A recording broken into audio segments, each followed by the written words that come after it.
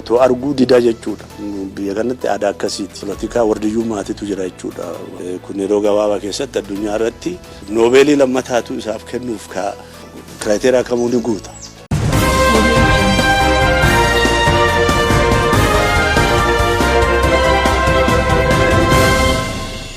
Oduu teenya jalqabaatiin namni Itiyoophiyaa waan jedhe osoo hin hojjetin rafu Itiyoophiyaa guutuu ta'uu hin danda'u jedhan Ministeerri Muummee Itiyoophiyaa Abiyyi Ahmad.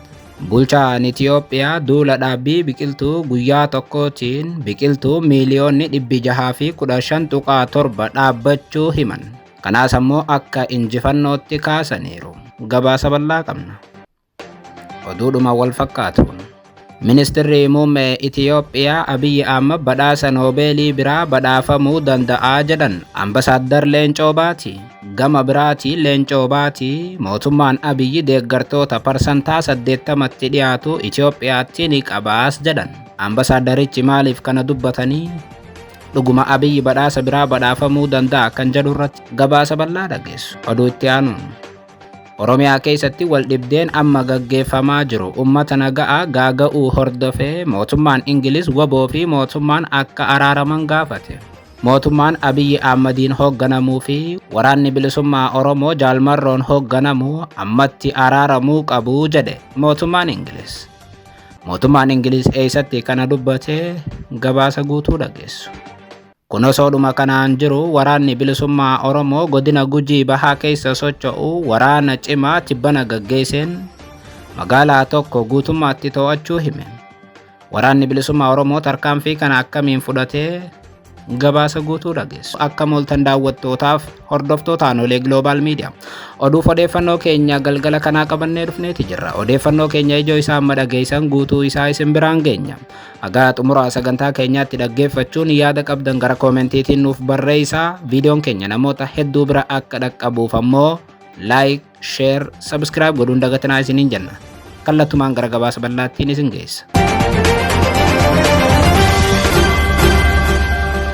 Oduu teenya jalqabaatiin namni Itiyoophiyaa waan jedhe osoo hin hojjetin rafu Itiyoophiyaa guutuu ta'uu hin danda'u jedhan Ministeerri Muummee Itiyoophiyaa Abiyyi Ahmad. Bulchaan Itiyoophiyaa duula dhaabbii biqiltuu guyyaa tokkootiin biqiltuu miiliyoona 615.7 dhaabbachuu arra himan. Ministeerri Muummee Abiyyi Ahmad guyyaa tokkotti dinqii hojjechuuf riikardii haaraa galmeessuun hojii ajaa'ibaa hojjanneerraa jechuun dubbatan.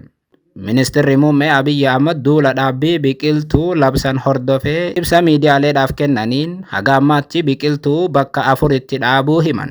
Ministeerri Muummee miidiyaadhaaf wayita ibsa kennan Itiyoophiyaanonni warra waadaa eeganidha jedhan. Waan dubbannu hunda warra raawwatudha kan jedhan bulchaan Itiyoophiyaa kun dubbii keenyaaf kabaja guddaa kan qabnu waan ta'eef mallattoo dadhabinaa osoo hin agarsiisin hojii guddaa hojjanneerraa jechuun dubbatan. Itiyoophiyaan waan jedhe osoo hin hojjetin rafu tokko Itiyoophiyaa guutuu ta'uu hin danda'u kan jedhan Ministeerri Muummee Abiyyi.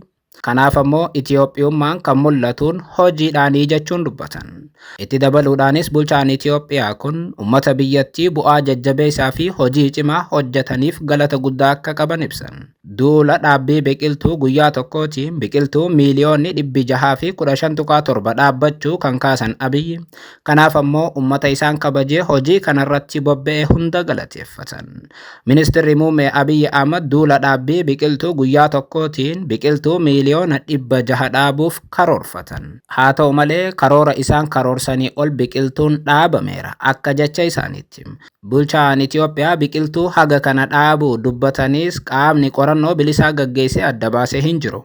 Mootummaan Itiyoophiyaa bara darbees biqiltuu miiliyoona 500 dhaabuuf karoorfatee sun keessaa ammoo miiliyoona 570 ol dhaabuu himee ture. Haa ta'u malee bara darbees mootummaan Itiyoophiyaa biqiltuu haga kana dhaabuu dubbatus haga aduu arraatti qaamni dhugumaan biqiltuun hagi kun dhaabamu mirkaneesse hin jiru. Namoonni yaada kennan hedduun ammoo Itiyoophiyaatti biqiltuu dhaabuun qofti ga'a waan hin taaneef kunuunfamuu qabdi jedhu.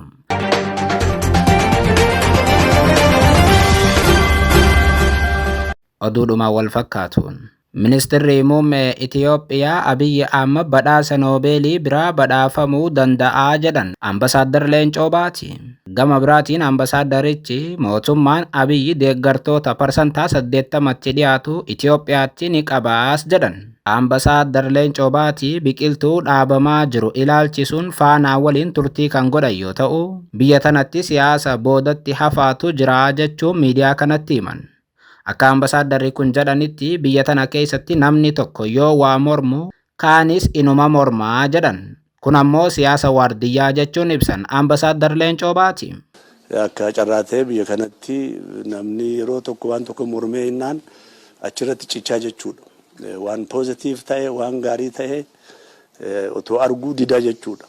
Biyya kanatti aadaa akkasiiti. Poolitikaa wardiyyummaatitu jira jechuudha. Biyya tanatti hojii gaariin hojjetamus gaariin hojjetamuu baatus namni tokko morminaan mormuun amala taheeraa jedhan. Kun ammoo haga jijjiiramutti biyyattiin jijjiiramuun rakkisaa akka ta'e kaasan. Haa ta'u malee jedhan ambasaaddar Leencoo Baatii miidiyaa kana faana turtii godhaniin namoota akkasii hunda ati jabaattee moo'uutu sirra jiraataa jechuun ergaa dabarsan.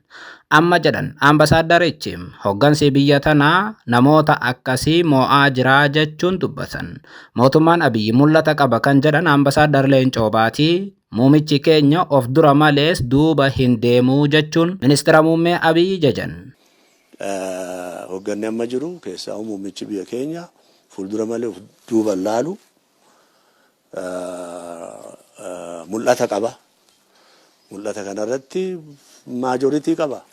Ministeerri muummee Abiyyi mul'ata qabuu fi hojii hojjetuun cinaatti deeggarsa guddaa qaba kan jedhan ambasaadarri kun nama isa gargaaru hedduu qaba jechuunis dubbatan. Deeggarsi isaanii haga parsantaa 80 akka ga'u ammoo cimsanii kaasan ambasaadarichi. Amma siyaasa biyya tanaa keessatti haga parsantii 51 qabaattee jennaan si gahas jedhaniiru. 70, 80 ta'uu danda'a. So it's enough. Poolitikaa keessatti 51 argattee si gaha.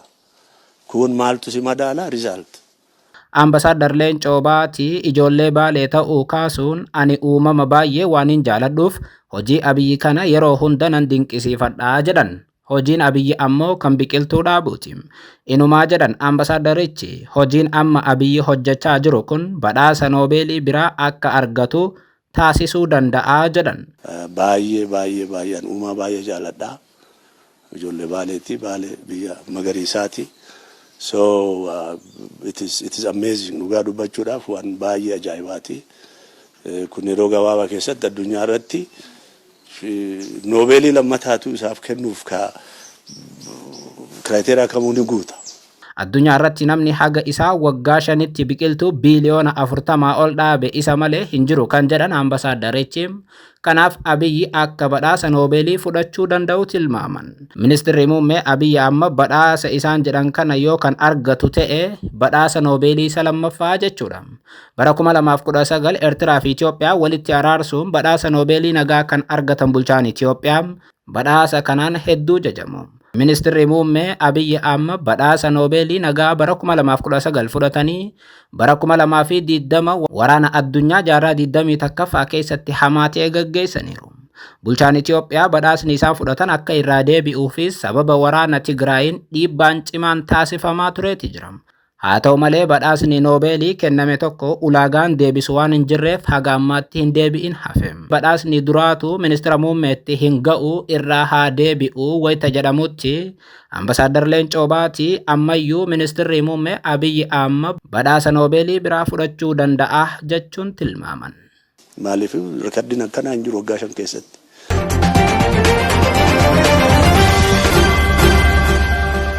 Oduu itti aanuun.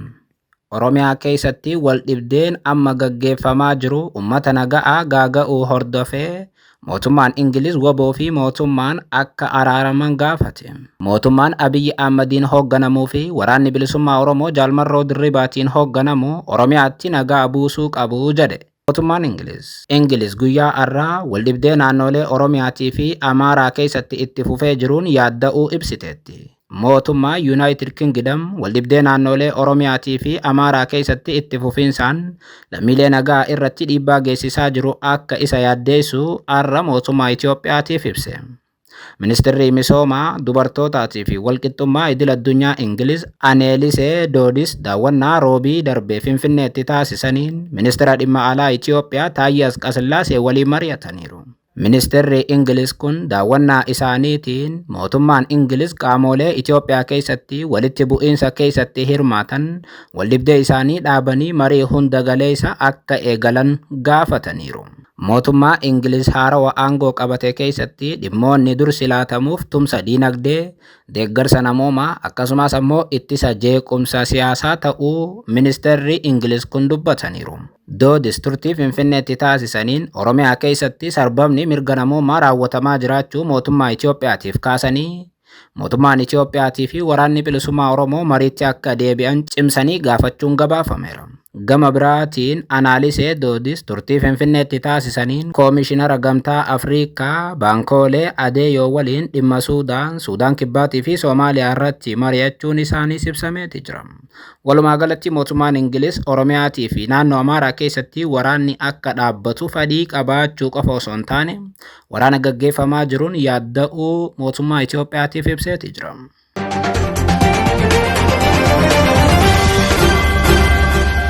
Kun osoodhuma kanaan jiru waraanni bilisummaa Oromoo WBO'n godina Gujii Bahaa keessa socho'u lola tibba kana raayyaa ittisa biyyaa waliin gaggeesseen injifannoo galmeessuu magaalaa tokko guutummaatti to'achuu hime.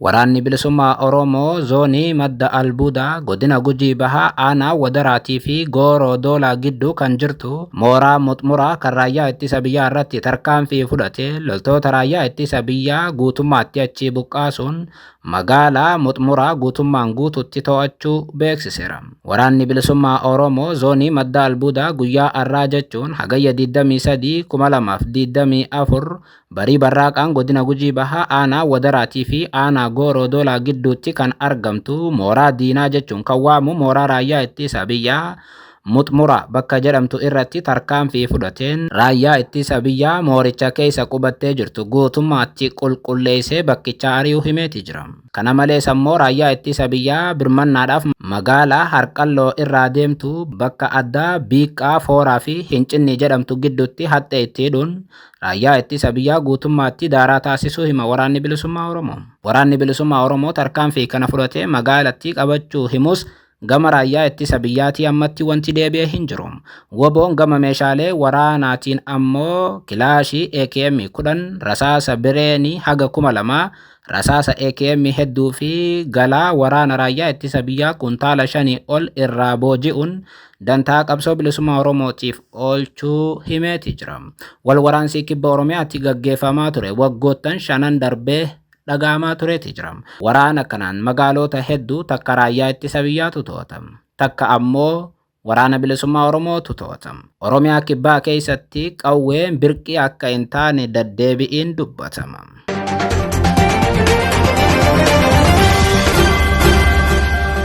Oduu teenyaa xumuraatiin. Labsiin kabaja ayyaana ummataatii fi ayyaanota murteessuuf bahe hojiirra ooluun himame.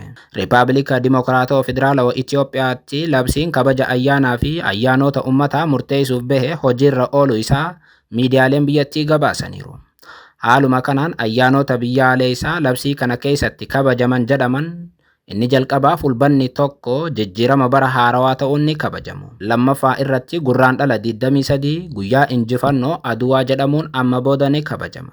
Inni sadaffaan immoo ebla 23 yoo ta'u kunis guyyaa hojjettoota addunyaa jedhamuun kabajama. Inni afuraffaan ammoo ebla 27 yoo ta'u kunis guyyaa sabboontoota yookaan guyyaa injifannoo jedhamuun kabajama. Inni biraa ayyaana biyyaalessaa labsichaan yaadamanidha. Ayyaanota biyyaalessaa labsii kanaa fi seerota birootiin beekamtii argatan akkuma jiranitti ta'e ayyaanonni armaan gadii kun sadarkaa biyyaatti akka ayyaana biyyaalessaatti beekamtii argataniiru.